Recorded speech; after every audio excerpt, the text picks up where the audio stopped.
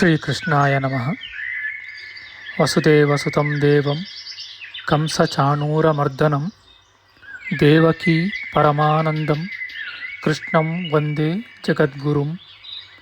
ಬ್ರಹ್ಮಸ್ಥಾನ ಸರೋಜಮಧ್ಯವಿಲಸತ್ ಚೀತಾಂಶುಪೀಠಸ್ಥಿತಂ ಸ್ಫೂರ್ಜತ್ಸೂರ್ಯರುಚಿಂ ವರಾಭಯಕರಂ ಕರ್ಪೂರಕುಂದೋಜ್ವಲಂ ಶ್ವೇತಸ್ರಗ್ವಸನಾನುಲೇಪನಯುತಂ ವಿದ್ಯುದೃಚಾ ಕಾಂತಯ ಸಂಶ್ಲಿಷ್ಟಾರ್ಧತನುಂ ಪ್ರಸನ್ನವದನಂ ವಂದೇ ಗುರುಂ ಸಾದರಂ. ಶ್ರೀಗುರುಭ್ಯೋ ನಮಃ.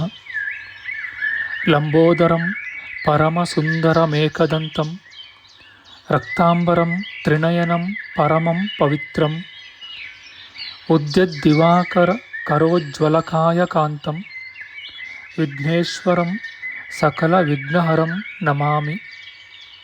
ತ್ವಾಂ ದೇವ ವಿಘ್ನದಲನೇತಿ ಚ ಸುಂದರೇತಿ ಭಕ್ತಿಪ್ರಿಯೇತಿ ಸುಖದೇತಿ ಫಲಪ್ರದೇತಿ ವಿದ್ಯಾಪ್ರದೇತ್ಯಗಹರೇತಿ ಚ ಯೇ ಸ್ತುವಂತಿ ತೇಭ್ಯೋ ಗಣೇಶವರದೋ ಭವ ನಿತ್ಯಮೇವ.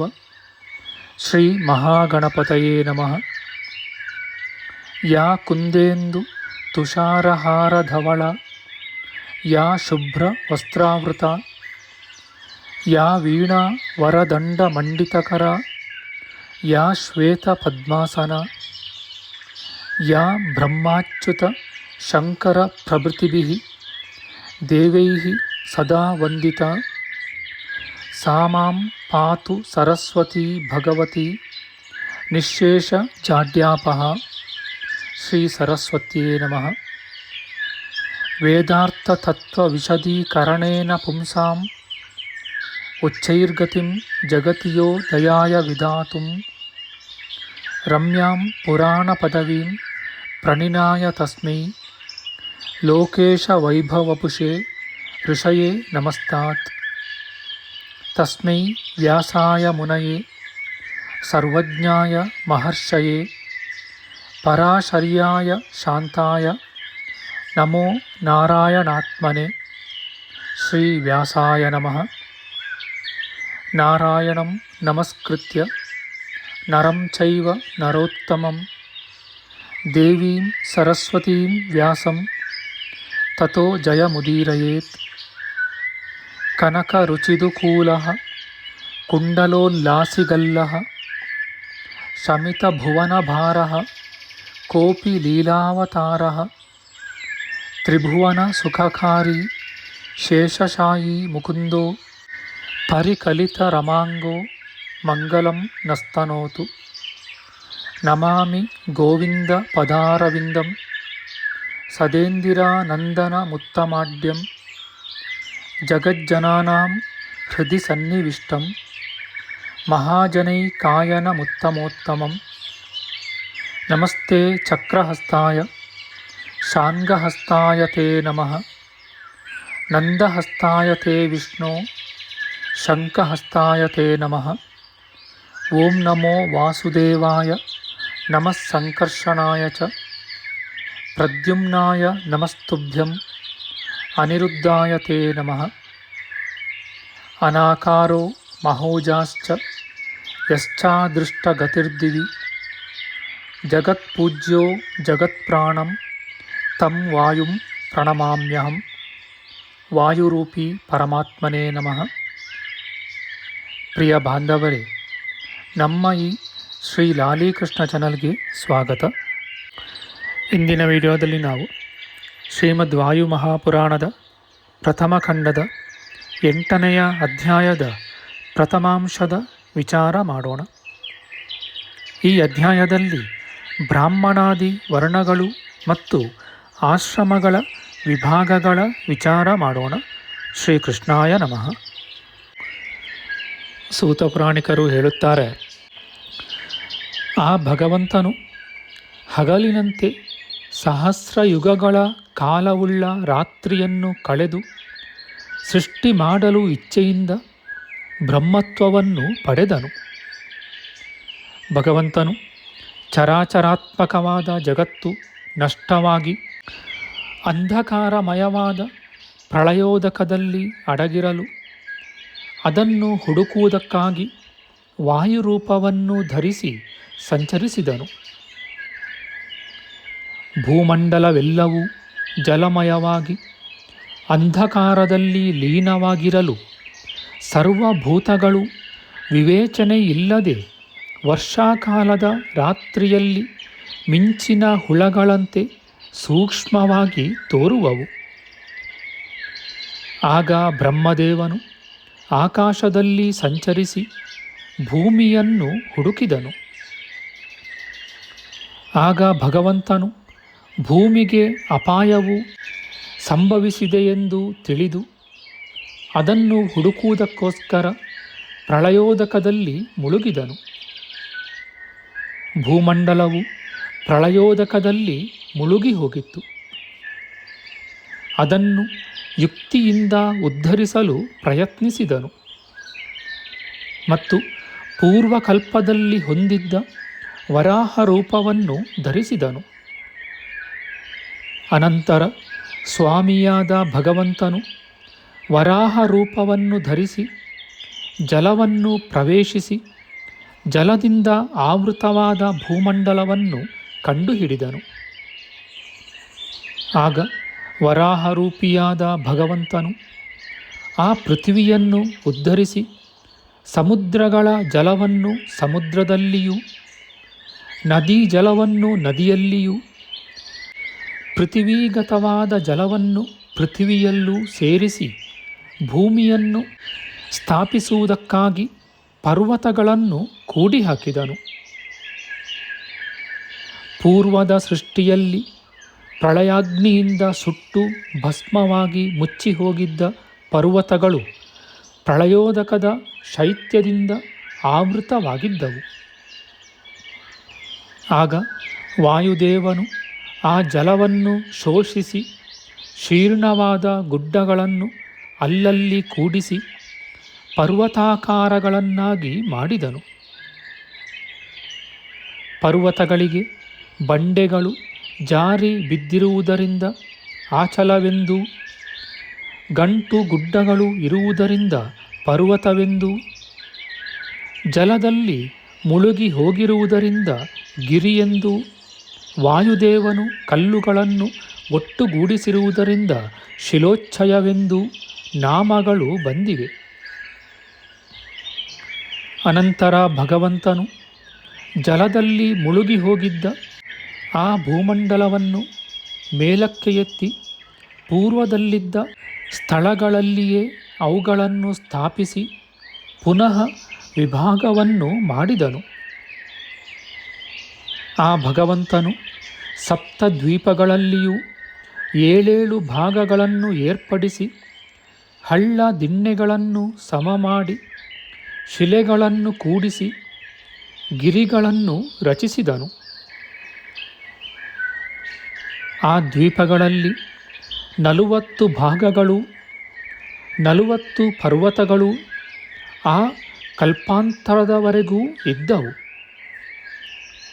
ಅವು ಸೃಷ್ಟಿಯ ಆದಿಯಲ್ಲಿ ಸ್ವಾಭಾವಿಕಗಳಾಗಿಯೇ ಇದ್ದವು,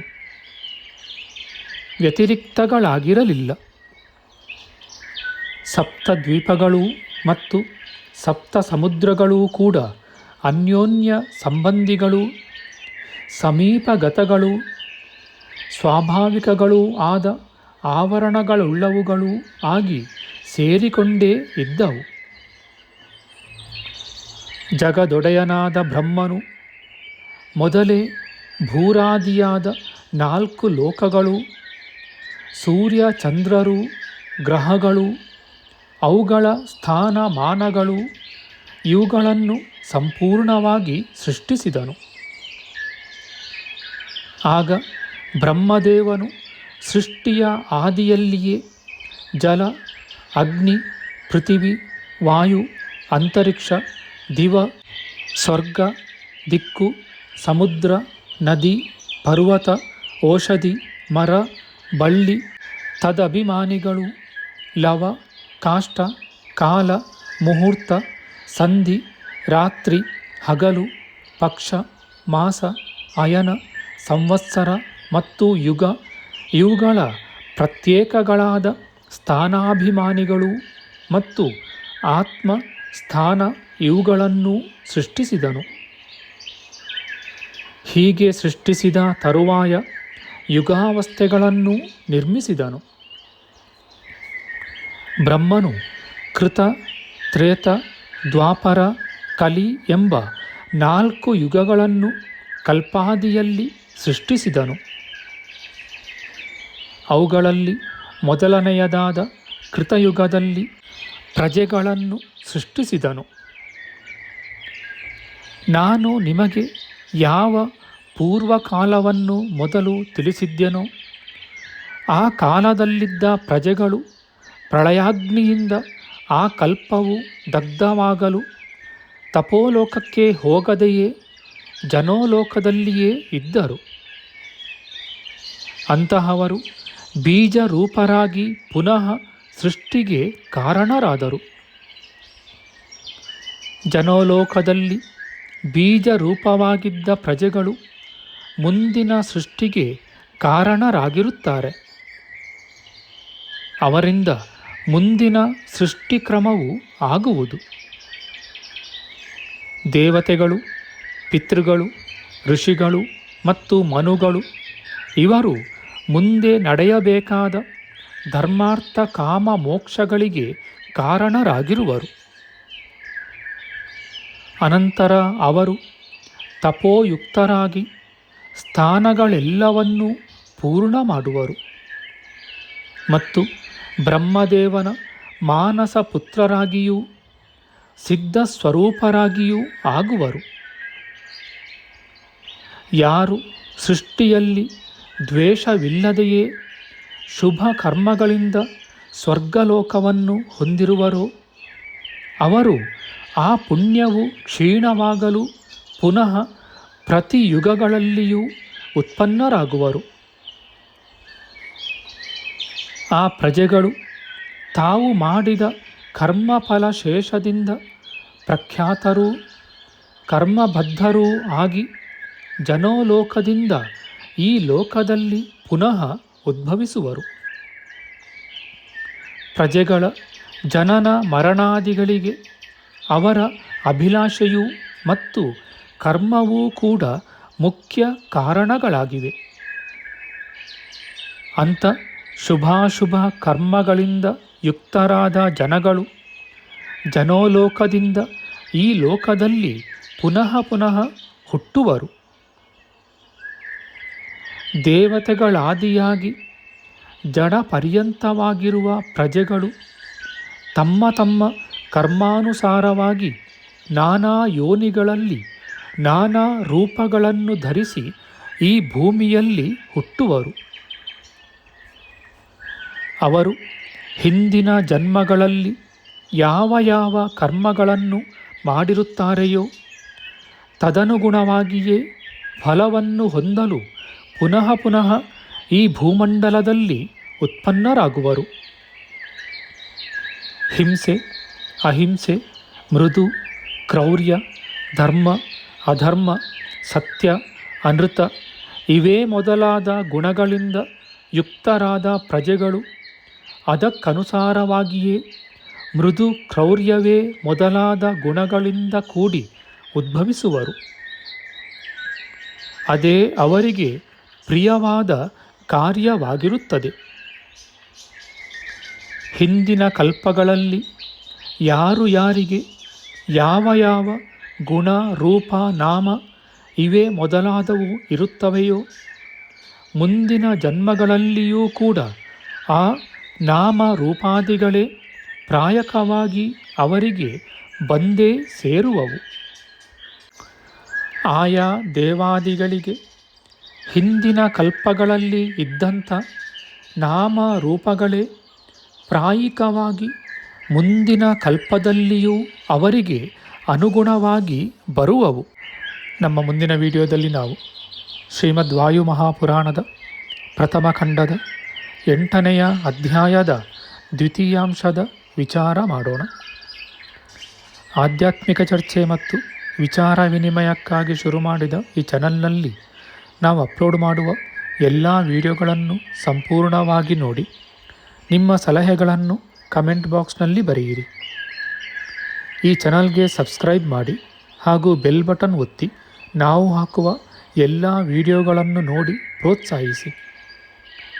ಕೃಷ್ಣಂ ನಾರಾಯಣಂ ವಂದೇ ಕೃಷ್ಣಂ ವಂದೇ ವ್ರಜಪ್ರಿಯಂ ಕೃಷ್ಣಂ ದ್ವೈಪಾಯನಂ ವಂದೇ ಕೃಷ್ಣಂ ವಂದೇ ಪೃಥಾಸುತಂ.